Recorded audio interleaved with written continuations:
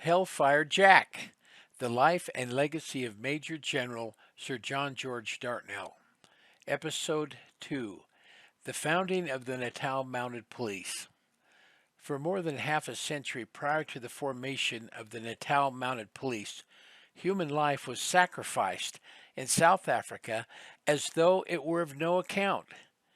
Intertribal warfare was continuous, and but little is known or ever will be known of some of the appalling carnivals of the bloodshed which were the fruits of fanaticism and savagery. Building a mounted police force in the dangerous early stages of the colony of Natal, South Africa, was a very challenging and strenuous endeavor for any commandant. The government of Natal Colony knew they needed a courageous leader with exceptional military experience that could select the best men to form a mounted police force that would charge into battle in the mountains, plains, and jungles of wild Africa. But most importantly, they needed a commander that would inspire his men to follow him into the very fires of hell when necessary. So they chose Major John George Dartnell, the hero of the famous Battle of Jhansi, India. For many years, Dartnell was his own paymaster, quartermaster, and adjutant. After establishing a mounted police force, the government would not sanction the purchase of horses for the men, lest the animals should die of horse sickness. Trying to run an funded police force was so difficult that Dartnell was on the verge of submitting his resignation more than once. Dartnell wrote to the government, "It seems absurd to me to enlist men unless I have authority to mount, equip, and render them efficient." Here is Major Dartnell's story about his founding of the Natal Mounted Police in his own words. I am asked to write an introduction to this work, telling something of the very early days of the Natal Mounted Police, and I have much pleasure in doing so, for it is the history of a corps which I raised and commanded for nearly 30 years, and which is now losing its identity as the Natal Mounted Police by becoming absorbed in the South African Constabulary under the South African Union government. I have practically been connected with the Corps from start to finish. For since my retirement in 1903, I have corresponded with many of the officers and have taken a great interest in the changes which have since taken place in the Corps I commanded so long and loved so well. I sold out of Her Majesty's service in 1869 and went out to Natal Colony with the intention of settling there, not with any idea of taking up a semi-military life again, but as a farmer. However, after I had purchased a farm, stock, etc., and lived upon it for a couple of years or more, Dartnell's farm was located on the banks of this Mvoti River. My wife, who had just returned from a trip to England at the end of 1873, refused to return to the farm, saying the life was too lonely and that I must try something else. I didn't quite know what else to try, but the government of Natal, after their experience of the Langabelly rebellion, were about to raise a mounted police force. So I put in an application offering to raise the force for them, not anticipating that I should be given the appointment, but telling my wife of my application and adding that if it failed, she would have to go back to the farm. To my surprise, about a week after I had sent in the application, the governor of the colony, Sir Benjamin Pine, rode out one afternoon to the house where I was living and told me he had selected me from the list of applicants to raise the mounted police. I replied that I was very much obliged to him for his confidence in me and that I would do my best to deserve it, but that I might tell him at the same time that I knew nothing about police work. "You probably know as much as any of the other applicants," he said, "and should at all events know something about discipline, having been in Her Majesty's service." I then asked his permission to proceed to the Cape Colony to learn something of police work, for they had had a mounted police force there for some few years called the Frontier Armed and Mounted Police. The governor kindly gave his consent to my going, So I went to the headquarters of the Frontier Armed and Mounted Police at King Williamstown and stayed there a week or two, learning all that I could of the organization of the force from its then commander, Colonel Bowker. I then returned to Natal and presented my report to the governor and started almost immediately to raise the force, which was called the Natal Mounted Police at first, but was afterwards called the Natal Police in 1894 when the whole of the police forces of the colony were organized into one body. I wanted to send home for men, but this the government would not sanction, so I had to start recruiting from amongst the flotsam and jetsam of the colony, and a very rough lot they proved to be, being principally old soldiers and sailors, transport riders, and social failures from home, etc. They were, however, a very fine, hardy lot of men, ready to go anywhere and do anything, and very willing and cheerful, if a little troublesome in town, but in the country, away from temptation, they were excellent men, who grumbled occasionally, of course, but were more inclined to laugh at and make light of discomfort and hardship. 3 officers were appointed to assist me. Colonel G. Mansell, who later raised and commanded the Zululand Native Police, Mr. F. Campbell, a relative of the Speaker of the Legislative Council, and Mr. F. Phillips, son of Judge Phillips of the Supreme Court of the colony. Later on, I got the government to consent to all promotions in the Corps being made through the ranks in order to avoid any undue political influence being brought to bear in the appointment of officers. I also wanted to induce a good class of men to enlist in the force by the prospect of promotion, and I achieved my object, for after a few years about a third of the men were gentlemen. Some of them were university men, and there were boys from nearly every public school in England. The constitution of the force was at first 50 Europeans and 150 natives. But when I proposed to arm the natives as well as the Europeans, there was an outcry at once, and the numbers were practically transposed. Some few years afterwards, the strength of the force continually fluctuated, being increased when times were good and cut down when the treasury was getting low. So I described the police in one of my reports as the financial barometer of the colony, and was taken to task by the governor for using such a simile. I was assisted in the training of the men by a first-rate Sergeant Major Steen, who had been a color sergeant in the Cape Mounted Rifles, and was the very best man I could possibly have got to lick a rough lot into shape, for he was strict and at the same time good-tempered. Although he used to shout at the men in a deep bass voice and turn them out before daylight in the morning to clean barracks and groom their horses, preparatory to riding school, in which he delighted. He was much liked by them, and they used to speak of him familiarly behind his back as Puffy. Some years later, when he became adjutant, he was spoilt, for he never had his heart in his work as he had when sergeant major, and missed not being able to shout at the men and take them out to riding school, where his language was free and his vocabulary often very quaint.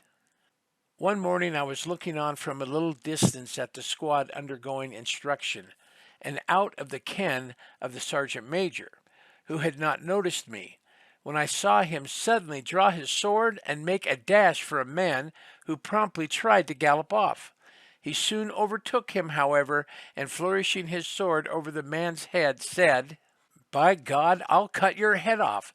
The poor terrified recruit was clinging to the pommel of his saddle like a monkey, with his forage cap at the back of his head and his chin strap under his nose, saying, "Please, sir, oh, sir," and after a particularly vicious flourish of the sword, "Don't, sir." I was very much amused, and some of the men in the squad laughed loudly. That took the sergeant major back angrily, but perceiving me, he came up and saluted, saying, "That fellow," pointing to the still shaking recruit, "wouldn't keep his horse in the ranks, sir, so I was just giving him a little lesson." I could repeat many similar stories of him, but have said enough to show what the sergeant major was like and what his methods of instruction were.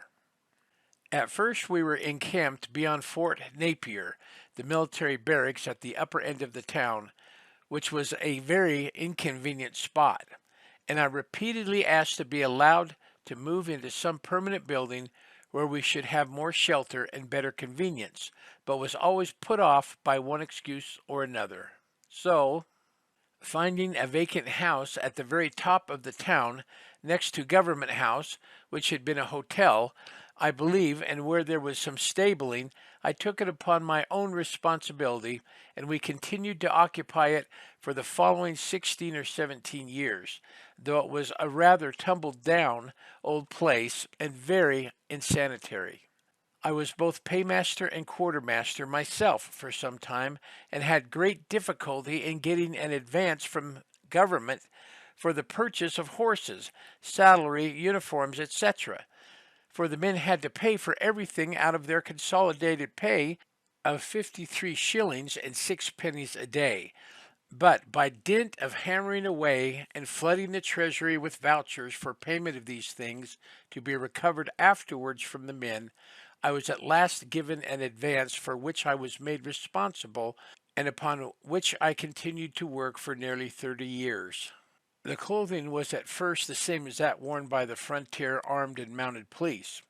In other words, brown corduroy jacket and breeches, black leather boots coming nearly to the knee and buckled down the side, and a leather peaked cap with a white cover. It was a stinking uniform, however, which caused the men to be nicknamed the Snuffs, but anything in the shape of uniforms was hard to get in the colony at that time. Afterwards, as more suitable uniforms were obtained, the men began to put on a little side when walking out, and the governor said to me one day, "Your men swagger too much. We don't want swashbucklers." To that I replied, "If you knew the difficulty I have had to make them forget the name of Snuffs and instill a little swagger into them, you wouldn't wish to see it reduced." A little later on, another governor said, with reference to his orderly at Government House, "I wish you wouldn't send a prince in disguise as my orderly, for he looks so spick and span that I'm almost ashamed of my own get-up whenever I pass him." I have exceeded the limits of a preface, I think, so I will conclude with the hope that the old force of Natal Mounted Police will be as successful and distinguished in their new role of South African Constabulary. Signed, John George Dartnell, Major General, Folkestone, England, 1st of March, 1913. This is the end of Dartnell's introduction to the history of the Natal Mounted Police. Commandant Dartnell selected Sergeant Major Steen for the unenviable task of training the wild rankers. He had made his reputation in the Cape-mounted rifles and improved upon it when he discovered the sort of material he had put before him in Natal to turn into soldiers. Always popular, your hard case has neither respect nor obedience for the namby-pamby drill instructor. He is still spoken of as the best man the Corps ever had for putting recruits through their paces. The sergeant major was universally known as Puffy. He was a soldier from the tip of his pith helmet to the soles of his boots, and he knew to a nicety exactly when to pour forth a stream of invective when the drill grew ragged. A man of tireless energy, he expected his men to keep up to his own pitch, and his methods of training were severe. No recruit ever born had such a thick skin that he did not feel the bitterness of the sting when Puffy chose to bestow his choicest expletives on him. Our troopers were under the direction of Sergeant Major Puffy Steen. The riding school was in the Zwartkop Valley near the entrance to the Botanical Gardens. We trained from early morning until 6 p.m. at night. We could never find a moment's rest. We had military saddles with a heavy steel curb bit, a bridoon bit, steel stirrups, brass bosses on curb bit, crupper and breastplate, white helmets with spike, chin chain and monogram of brass, black boots with metal buckle up the sides, and black cord uniform. All the superfluous kit had to be kept in a high state of polish, and by the time we had got through our physical drill, rifle exercises, goose step, and stables, we felt we had earned a night's rest. Riding school meant a 6 months course with single and double rides to go through. And then each man took his turn drilling the squad. To make the men feel contented with headquarters, the sergeant major constantly held out threats to those who were so awkward that he would send them to an outstation.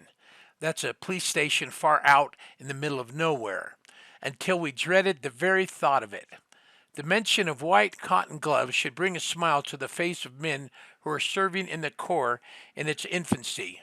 The greatest offense a man could commit, according to the view of Puffy Steen, was to go out in the town on Saturdays or Sundays without these gloves. Many men were sent back to camp under arrest for having committed the awful crime of being abroad in bare hands. Men who had passed through the riding school were permitted to take their horses out on Saturday, but it was a sorrowful moment for any man that was seen rising off his saddle, standing on his stirrups at the trot. At 9:30 p.m., every man had to fall in to answer his name at roll call, while the eagle eye of Puffy glanced along the ranks. The troops under him were not angels, so occasionally he would order men to stand fast in order that he might put them through their turnings by numbers to see whether they were sober or not. We were greatly relieved when right turn dismiss was finally given. One man who went through it under Puffy at the riding school in 1879 has put on record an example of the remarks of the sergeant major used while drilling his men. They ran like this: prepare to mount. By numbers. 1, 2. There's a man putting his wrong foot into the stirrup. He's got the right one now. Mount. Keep your heels well down and your toes turned in. Don't look at me, my man. Do as I tell you, not as I do. Heels well down. Aye, Barry, you look like a ballet girl. Squat. March. Left hand in line with your confounded elbow, Jenkins. Look at him. Look at him.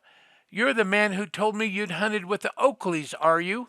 Sit up. You look more like a monkey on a piece of crockery than anything I've ever seen. When I give the word to trot, break into a gentle trot. Squad. Trot. Now, idiots, let go those pommels, Iberry. Look at him hugging that horse round the neck. That's a horse, Iberry, not a girl. I'll have you off if you ride like that. You're off, are you? Halt. Get up again. That's right. You're a beauty. Get into the ranks. March. Trot. Sit up in your saddle, Iberry. You're slipping under the horse's belly. He might hurt you if you stop there. What a crew! There's Jenkins again, nearly off. Sit up straight in your saddle, Simpson. It's here's my head and boots are coming at you. Sit upright, man. I saw you in the park on Saturday, on foot with Ada. You'll never be able to take her out for a ride if you don't learn to ride better than that. Lord, there's Iberry off again, and Jenkins as well. Halt! Few men have a more exciting life than those in the Natal Mounted Police Corps, for their work takes them to remote, semi-civilized stations where life is not as sacred as it is in Piccadilly, but they are modest and retiring, nearly always regarding thrilling adventures that are over in the light of a jest. Hard as nails, with constant exercise and fresh air, they are good soldiers and clever policemen, and they discharge their duties just as conscientiously when posted in the far north or remote west of Zululand as they do at headquarters. This is the Natal Mounted Police Barracks, located on Alexandra Road in Pietermaritzburg, that was built by Colonel Heim and completed in 1890. It is a heritage site and is still used as a police station. This is Police Commandant John George Dartnell and his police staff standing in front of the Natal Mounted Police Barracks cannons. These are the same two cannons seen in the previous picture of the barracks.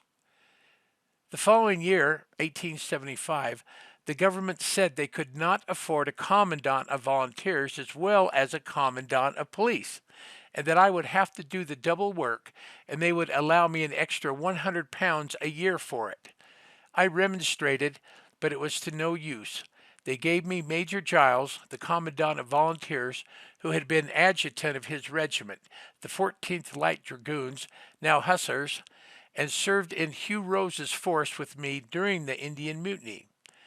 It was admitted in 1876 that the slowly growing body of Natal Mounted Police was the finest and most valuable military force in the colony.